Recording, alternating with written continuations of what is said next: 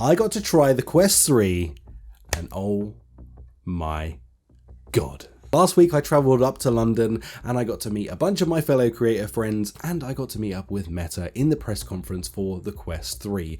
Within this, I had the chance to play with the Quest 3 for a 45-minute demo, as well as playing some experiences like Assassin's Creed. Yes, I've now actually played Assassin's Creed, and a bunch of other experiences in mixed reality, so I'm going to talk about all of those across this video, don't worry. Now let's talk about pricing and availability. Pre-orders start as of right now. You can go order your Quest 3 and it will ship to your door by the 10th of October. Make sure you get your orders in soon, because obviously the sooner you order it, the more chance you have of getting it on that first day of delivery. There are two versions available, the 128GB version and the 512GB version. With the 128 version, you're going to get a free copy of Asgard's Wrath 2, and with the 512GB, you're going to get Asgard's Wrath 2 plus 6 months of MetaQuest Plus subscription built into the bundle. Both incredibly good deals. Now let's talk about comfort. To start off with, I tried both the soft strap and the elite strap. Majorly spent my time in the elite strap because it's way more comfortable. The soft strap is a upgrade over the original Quest 2 one, because the original Quest 2 one I cut in half because I just did not like it and never wanted to come back to it again. With this one, significantly better than the Quest 2 one was, but still, honestly, I would never use it as my daily driving like head strap. Just for me, it's a no. I would get the elite strap if I were you. That's something that's worthwhile pre-ordering alongside your headset. Now, I know last time we had the issue with it snapping and all the other things that came with the Quest 2. Is that going to be a problem this time? I don't know. Hopefully not. I would assume that Meta has worked on that situation and it's not going to be one now. I can't give you any guarantees, but all I can tell you is that it's worth the money due to the fact that, well, it just adds comfort to this headset like no other. It's so much better. Now, when it comes to the actual headset itself, it weighs, funnily enough, about the same sort of weight as what the Quest 2 does, which I was kind of surprised at. But what it does have going for it is its center of gravity is way better in the Quest 3.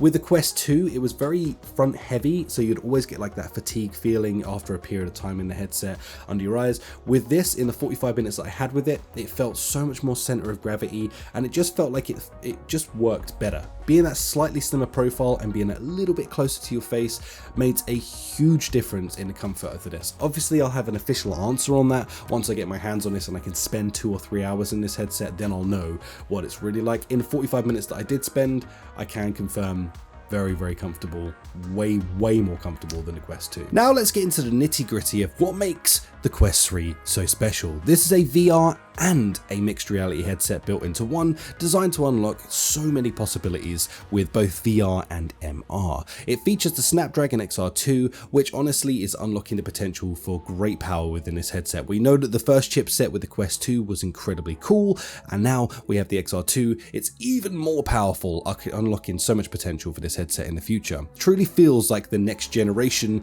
of mobile VR, opposed to just feeling like a small upgrade like I feel like we had with the Quest Pro or anything else we've had recently. Built into the front of the headset, we have 2 new RGB cameras with 18 ppd delivering full color pass-through. This, on top of that, you have an MR sensor as well, which gives you a full depth perception, giving the ability for your headset to actually scan the environment around you, which I think is super dope. Now when you get in there, before you have to like draw out your boundary and do everything else and mess around, well no, now actually it scans that boundary for you so that you get to sit into your environment and get going just that little bit quicker.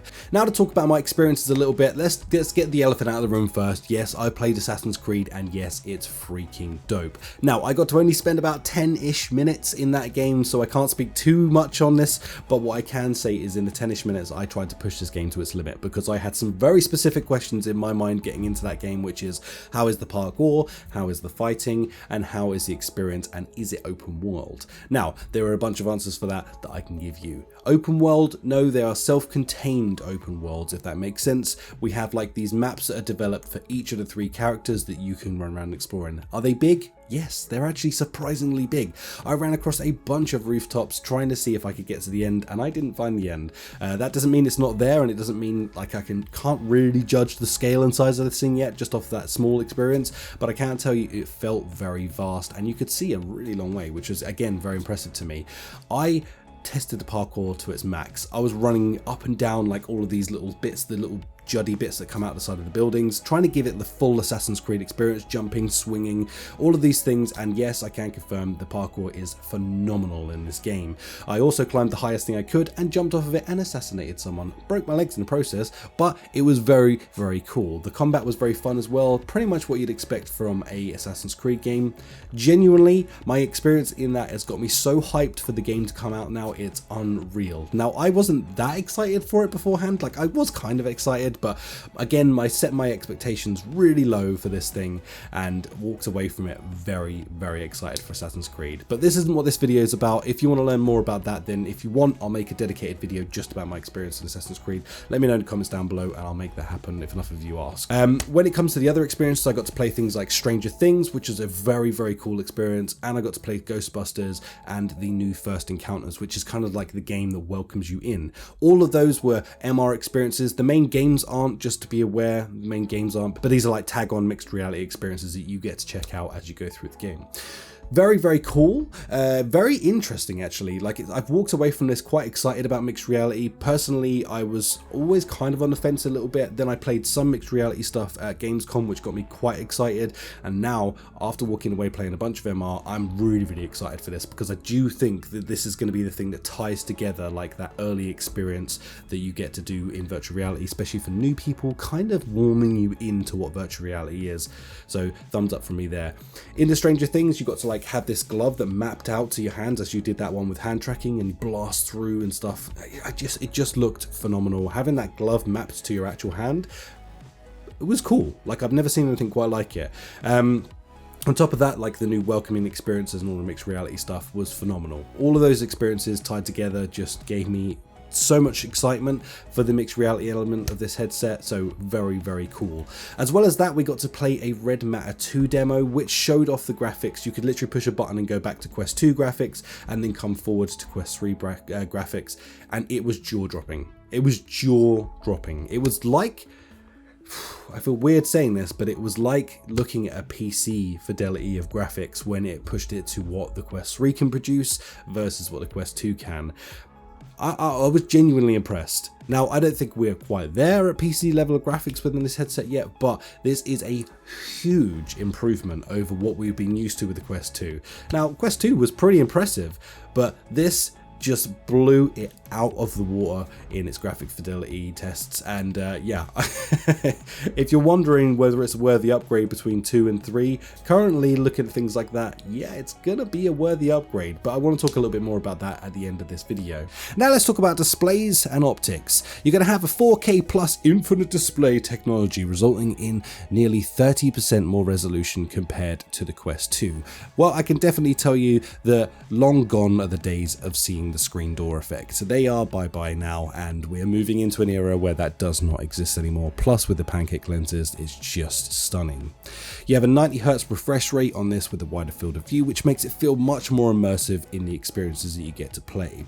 And the lenses and the distance apart, well, now you don't have those stinky just 3 sizes that we had on the Quest 2. There's an adjustment wheel on the bottom so you can custom fit to your IPD. No longer are we stuck with just about kind of maybe having it right. Now you can actually get it perfectly to work with you. Thank you, Meta, for listening on this one and bringing us back. The adjustment wheel, those 3 segment things on a Quest 2 sucked. So this is really, really good and a positive move forward. Also, with connectivity, you're going to have Wi-Fi 6E support. So this is going to connect wirelessly to your PC even easier, making it an even better experience. Plus, you're going to be able to download games even faster because, well, Wi-Fi 6E, it's a much better experience. Of course, on top of that, you can still connect up with your link cable to your PC if you don't have Wi-Fi 6E.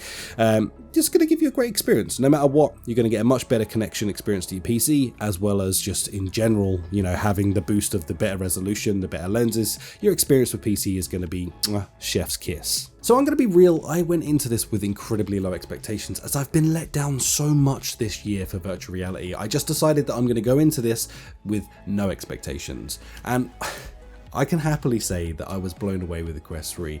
It was such a good experience to get in there and realize that all the fidelities of things was high, the experiences were high, the comfort was very good, the controllers feel amazing. The way that the new controllers work is like a blend of AI, hand tracking and positional tracking, and it was pretty damn flawless. The haptics in there feel incredible.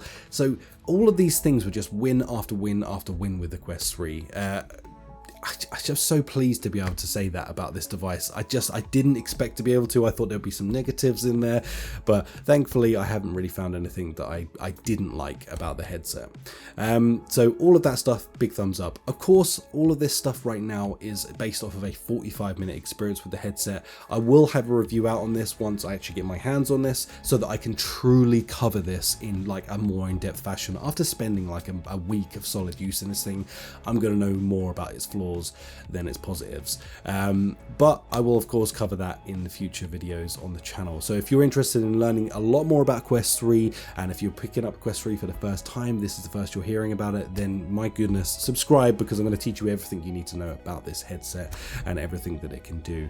I'm very excited to move into this next era of VR, and this really feels like the true next generation of what we expect out of a Quest lineup. This isn't like a Quest Pro situation where it's kind of the same thing, but it's not the same thing. You know, this is a massive step up, and really the question that I think we should leave off for here is this a worthwhile upgrade if you own a Quest 2 already?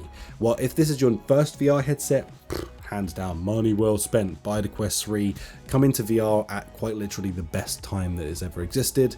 If you already own a Quest 2, here's the scenarios I'm going to lay out for you. If you pretty much only play like Gorilla Tag and Beat Saber, is this a worthy upgrade? I don't know, that's probably relative to how much your wallet wants to spend. If you're looking for the best experiences in games, if you're looking for the highest end experience, if you're looking for that sort of beautiful screens and everything else that comes with the Quest 3, then yes, this is a worthy upgrade over the Quest 2. I can say that pretty comfortably. But again, this is all relative to your wallet and how you want to spend your money. At the end of the day, like, my yes is another person's no at the end of the day when it comes to budget, and times are tough, I get it. So yeah, I wouldn't like freak out and like I need to sell my liver to get this thing, but at the same time, like if you can afford it and it's time for you to upgrade, it is time to upgrade to the Quest 3, because it's dope and I'm very impressed with this thing. Let's leave off there anyway. I'm going to cover a bunch more about this in the future, so thank you so much for watching. Thank you to Meta for letting me come and take an early look at this device. It was honestly an honor to be able to come and do that, and I'm excited to move in to the future with Quest 3 and see where this headset's going to take us. Take care. I'll catch you in the next video. Goodbye.